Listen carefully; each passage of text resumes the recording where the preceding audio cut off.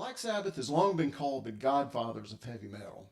If you trace hard rock, metal, even modern heavy music, most roads are going to lead you back to one band, and that's Black Sabbath. But today we're not going to connect Sabbath to Metallica, and we're not going to connect them to Van Halen. Today, believe it or not, we're going to connect them directly back to the Beatles. And here's the crazy part. It's much easier than you might think. This is 6 Degrees of Black Sabbath.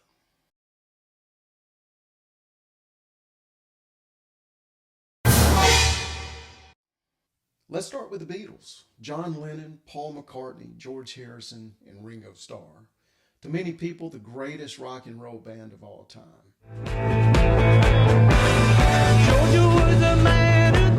There were early members before the first album, drummer Pete Best and bassist Stuart Sutcliffe. But once Ringo joined the band, the lineup never changed. And our story starts with the drummer, because drummers connect everything. After the Beatles broke up, Ringo launched a solo career. And in later years, he created something really unique, Ringo Starr and his all-star band. The concept was really simple. Ringo surrounded himself with world-class musicians, all of them stars in their own right. And his longtime touring drummer in that band was Greg Bissonette.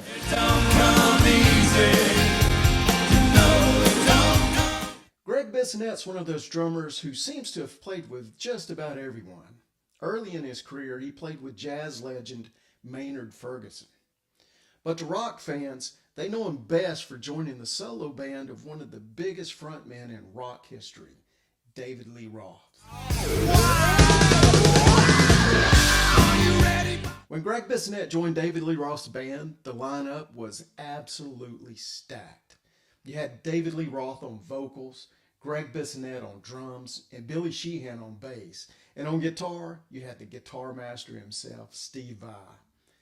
Now, Steve Vai had already played with Frank Zappa, who once hired him just to transcribe his insanely complex music. He was only 18 years old at that time. He eventually became a full member of the band. Now, after leaving David Lee Roth's band, Steve Vai joined Whitesnake, and now we're getting close.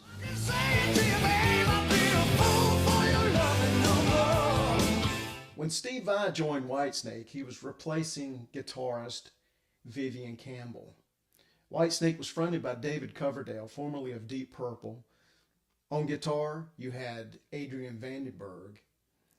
And then you also had two musicians that were incredibly important to this whole story. That was Tommy Aldridge on drums and Rudy Sarzo on bass. Because before Whitesnake, both of them had already played in the solo band of a very familiar name. None other than Ozzy Osbourne. Now, you Ronnie James Dio fans didn't think I left you out of the equation, did you?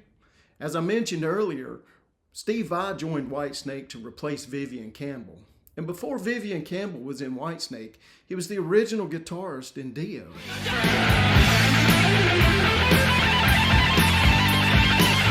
And Dio, of course, was fronted by none other than Ronnie James Dio.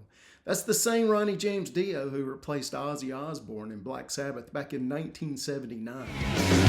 Ride out, protectors of the rail. That's Dio you hear singing on Heaven and Hell and also Mob Rules. So when you lay it all out, here's the path. The Beatles, Ringo Starr, Greg Bissonette, David Lee Roth, Steve Vai, Whitesnake, Tommy Aldridge and Rudy Sarzo, Ozzy Osbourne, and then Black Sabbath.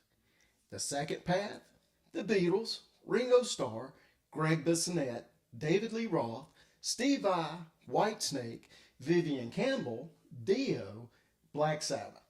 Two different paths, same destination. From the mop tops of Liverpool to the dark, heavy riffs of Birmingham, the Beatles are connected to Black Sabbath. And that's another edition of 6 Degrees of Black Sabbath. Because when you start mapping out the rock and roll family tree, you eventually discover something simply amazing. Almost every road leads back to Black Sabbath. We'll see you next time.